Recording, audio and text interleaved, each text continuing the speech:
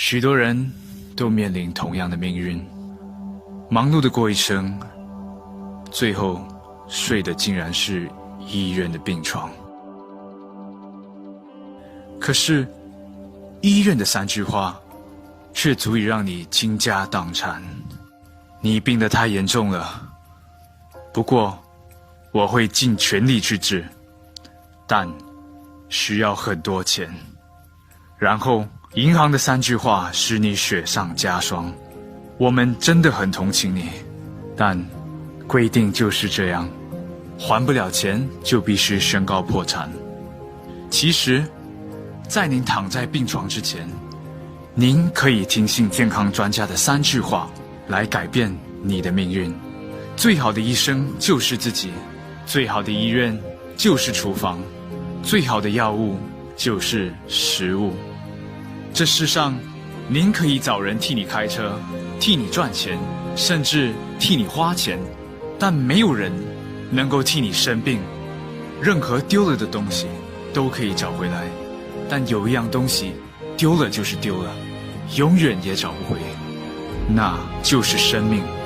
亚洲首富马云告诉我们一个故事，在猴子面前摆放一条香蕉和一叠钱，猴子会选择香蕉，因为他不知道有钱可以买很多的香蕉。今天把金钱和健康放在人面前，很多人选择的竟然是金钱。可是你知道吗？再有钱也买不到健康。许多人的一生就是毁在自己的错误观念里，直到踏进手术室的那刻才醒悟，原来健康才是最可贵的。有钱有健康叫资产，有钱没健康叫遗产。大多数的人都在生命的结束前1-2年花尽一生所有的积蓄，可是最后还是没法买到健康。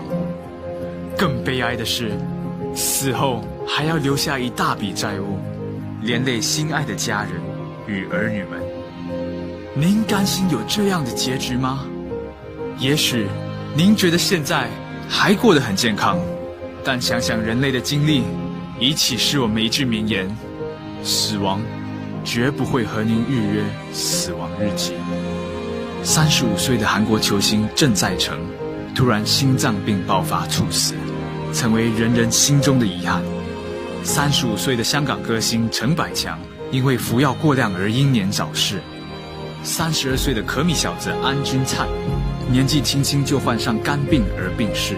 在身边有多少亲友相续离世，您自己心里清楚知道。今天您身体很健壮，并不代表10年后的您依然健壮。很多致命的慢性疾病都是从无知觉的破坏开始发展。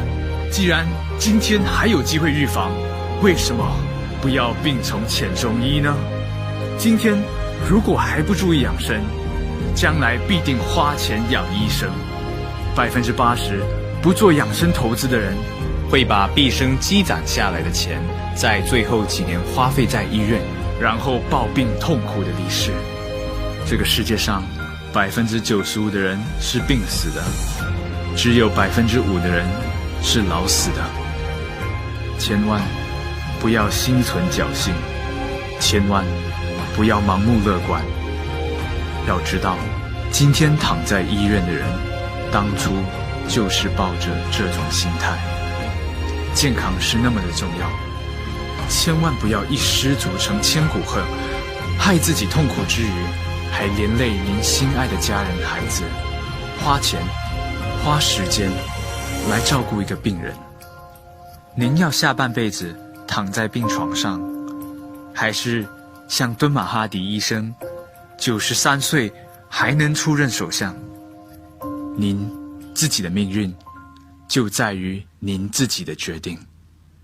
Anda pernah merasakan pusing dengan sensasi berputar atau keliangan? Hati-hati, jangan-jangan itu vertigo.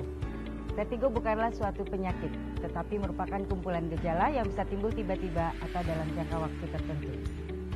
Ada 2 jenis vertigo. Pertama, vertigo perifer, yang disebabkan gangguan di telinga bagian dalam. Yang kedua, vertigo sentral, yang disebabkan oleh adanya gangguan di dalam otak. Nah, Ilmu kesehatan dan kedokteran khususnya dalam bidang keilmuan bedah syaraf terus mengalami pembaruan seiring dengan perkembangan teknologi. Menyadari pentingnya hal tersebut, seorang pakar syaraf Indonesia Profesor Satya Negara selama 50 tahun mendedikasikan dirinya untuk kedokteran dan ilmu pengetahuan syaraf.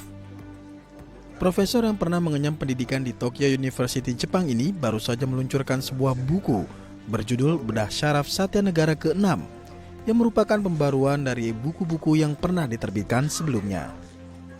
Dalam bukunya, penyakit low back pain atau penyakit nyeri pinggang belakang adalah salah satu permasalahan kesehatan yang bisa muncul akibat masalah syaraf.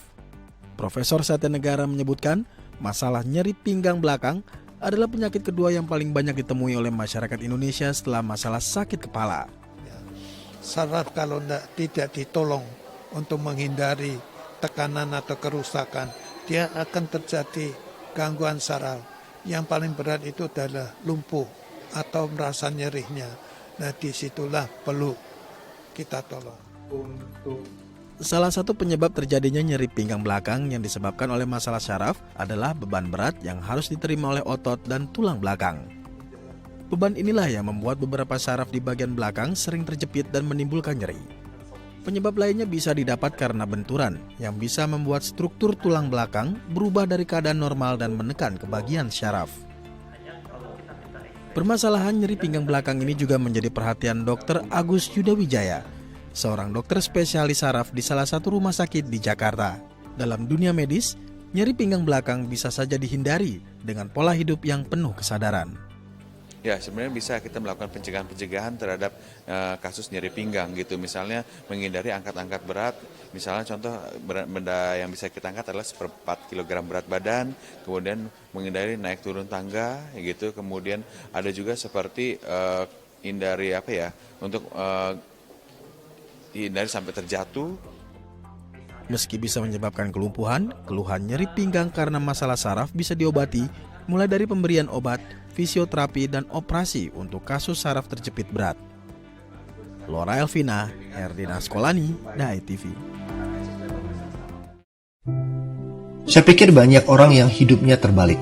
Mengapa saya katakan seperti itu? Mari kita berpikir. Orang bisa menghabiskan miliaran untuk membeli rumah, menghabiskan 500 juta hingga miliaran untuk membeli mobil, menghabiskan puluhan hingga ratusan juta untuk membeli tas, menghabiskan belasan juta untuk membeli ponsel, dan jutaan untuk membeli pakaian. Semua itu biasa. Tetapi, untuk menghabiskan 3-4 juta untuk kesehatan mereka sendiri, bisa jadi mereka menggelengkan kepala, karena merasa itu terlalu mahal dan tidak punya uang. Anda akan menghabiskan banyak uang untuk membuat rumah Anda nyaman. Anda pun perlu biaya pemeliharaan agar mobil Anda aman. Anda pun harus menggunakan pelindung ponsel agar tidak pecah saat ponsel Anda terjatuh. Tas pun perlu pelembab. Hanya tubuh, tidak satu pun yang peduli. Apakah nilai kesehatan kita tidak sebaik rumah, mobil, ponsel, dan tas itu? Tanpa tubuh yang sehat, di manakah nilai uang? Sepotong pakaian dengan harga 5 juta masih bisa dibuktikan dengan kwitansi. Mobil dengan harga 500 juta dibuktikan dengan invoice. Dan sebuah rumah senilai lebih dari 2 miliar dapat dibuktikan dengan sertifikat. Namun berapakah harga seorang manusia? Hanya dapat dibuktikan dengan kesehatan. Jadi, jangan pernah pelit dan perhitungan soal berapa uang yang dihabiskan untuk kesehatan. Karena kesehatan adalah aset. Ingat, pilihannya ada di Anda. Karena kesehatan bukan warisan, kesehatan adalah harta. Tempat tidur apa yang paling mahal di dunia? Tempat tidur rumah sakit. Kali ini supir Anda bisa mengendarai mobil Anda, dan seseorang untuk Anda mencari uang. Tetapi pasti tidak ada seorang pun yang ingin menggantikan sakit Anda. Anda dapat menemukan kembali barang yang hilang, tapi ada satu hal yang hilang dan tidak akan pernah kembali, yaitu nyawa. Jadi, jagalah kesehatan sejak awal. Bagaimanapun juga, mencegah itu lebih baik daripada mengobati.